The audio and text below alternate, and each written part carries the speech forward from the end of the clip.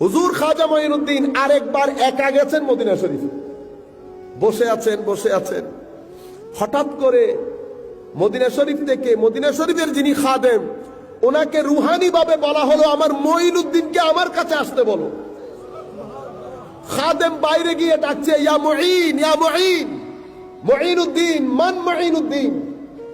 মঈনুদ্দিন কে? সবাই তো বলতেছে এখানে মঈনুদ্দিন তার একজন না, অনেক মঈনুদ্দিন। কারণ অনেক মানুষ তো জিয়ারত করতে গেছে তখনকার সময়ে, অন্তত 1000 মানুষ তো গেছে। এখন সবাই হাত তুলে বসে আছে, আবার আসছে দরবারে। হুজুর সবাই হাত তুলে বসে আছে। কোন সবার কথা বলছি না, আমি মঈনুদ্দিন চিশতির কথা বলছি। তখন আবার ডাক দিচ্ছে, মঈনুদ্দিন চিশতি।